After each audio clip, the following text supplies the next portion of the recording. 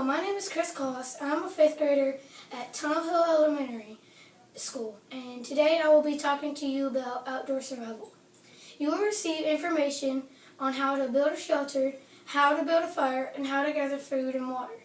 One day you may get lost or stuck in the woods and need to know this information.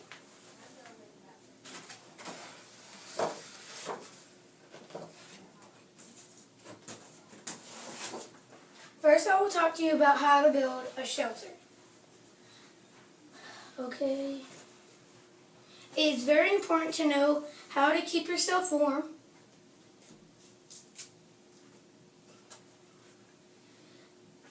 If it's winter, and cool if it's summer. Shelter can do both. The first thing you want to do is find 2 strong trees about the length of yourself apart.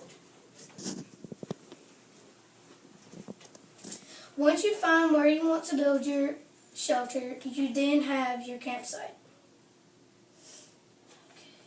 You will need to find a sturdy branch to tie to the 2 trees that you have found. You can use a string.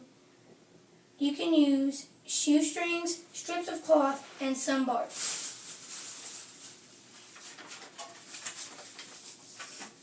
If that's the only thing you have. Once you tie your branch to each of the trees, you now need to gather more logs and set them diagonally down from the branch. Once you have done this, you need to cut down branches that have leaves on them. Cover your shelter with leaves. Once you do that, pick up dry leaves from around the area. Set them on top of the branches that have leaves. This will provide camouflage.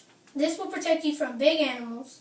It'll also give you wind protection, rain and snow protection, plus keep you warm as well. Chances of survival without a shelter are very slim, so building a shelter is very important. Next, I will talk to you about how to make a fire.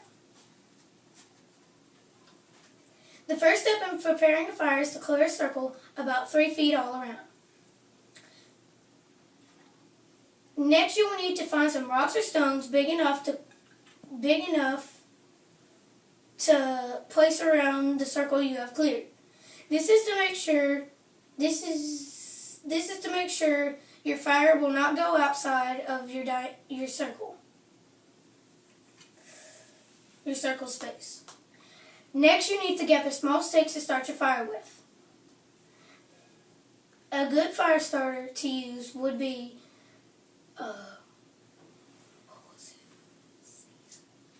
cedar bark. Take little things of cedar bark, set them in your fire. Then you can set them in the fire with the sticks. Then you can use flint and steel or a lighter to start your fire.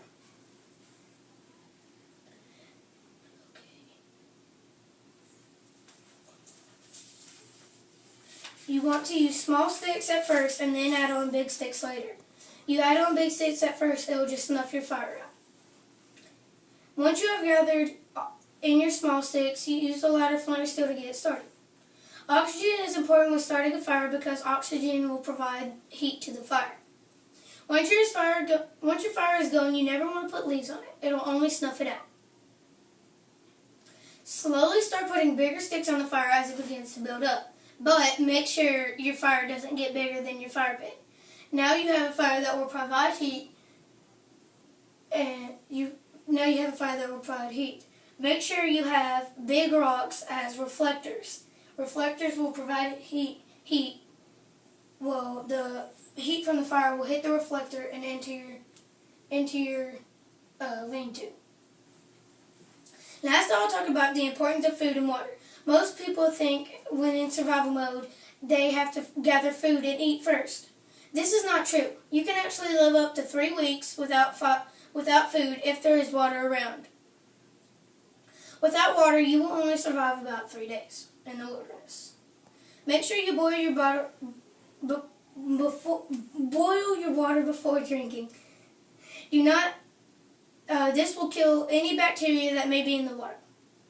Do not eat unless you have water to drink because digestion requires most of your body's fluids. Food can easily be found. Insects can be eaten once roasted. Pine needles can be turned into tea. Grub can be found in the ground, then roasted. And some grasses, the liquid is able to be drinking from. Knowing that leaves are poisonous is important when gathering food. You do not want to get sick from the plants. Some plants you may not eat look sort of like trees, but are actually vines. You cannot eat those, but you can eat pine needles and stuff. You may not eat, if you know what poison ivy looks like, you know not to eat that. And one thing, never burn poison ivy because it can get into your eyes. Making food traps are another great way to find food. Small rabbits, squirrels, and other rodents can be easily caught with a figure 4 snare trap. You can build a figure 4 snare trap with 3 small sticks and a log.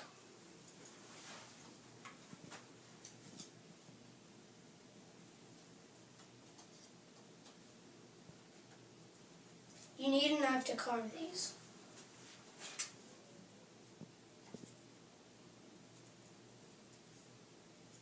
This will not hold together unless you have pressure on top. Once you have your pressure on top, it may take you a few tries to do this, but then let go and your trap should stay still. It's not going to stay still for me, so I'm just going to hold it like this. That is a figure 4 trap. The cool thing about it is it kind of goes 4, 3, 2, 1. The thing is a 4.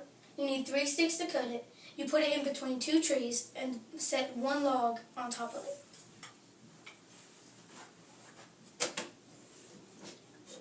After what I have learned from this project, I definitely have more information about how to stay alive in the wilderness.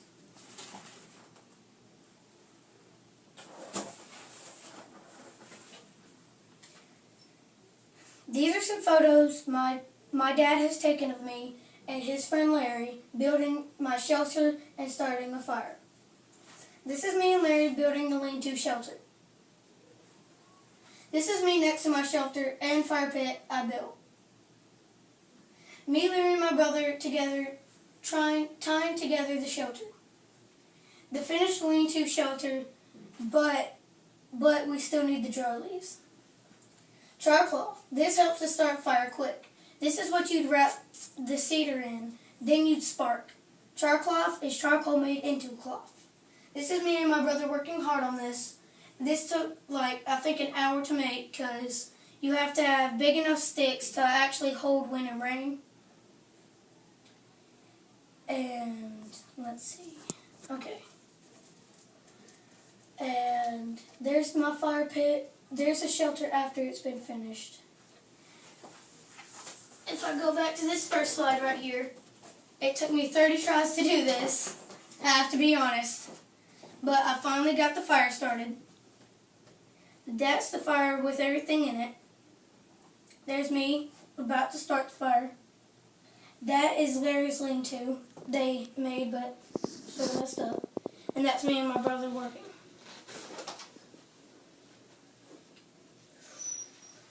Shelter, fire, and food, and water are the 3 main necessities you need in order to survive. Without water, you can dehydrate within 3 days. It is very important to have water around you at all times in the wilderness. You can survive without food for 3 weeks. Some more facts I'd like to share with you are, if you're in 98.6 degrees weather, you are fine. If you're in 97.3, I think, you will start shivering for the body to your shivering will occur, and it gives the body heat. 96.5, you will stop uncontrollable shivering to keep the body warm. 95.3, 87.2, shivering stops and you start actually going kind of psycho or start freezing. 76.4, after staying out within 3 to 5 minutes, 3 to 5 to 15 minutes, death may occur. Dangers of the heat are another interesting fact. Within 98.6, you are fine. 99.7, you will start to sweat to cool the body down. 100.2, uncontrollable sweating. Uncontrollable sweating may cause heat waves and may cause heat stroke. 120 degrees, death occurs. I hope you never get stuck in the woods by yourself, but if you do, hopefully you have learned some basic outdoor survival skills today. Thank you for all your time, and I hope you've learned a lot. This was just a quick recap. Fire shelter, food and water,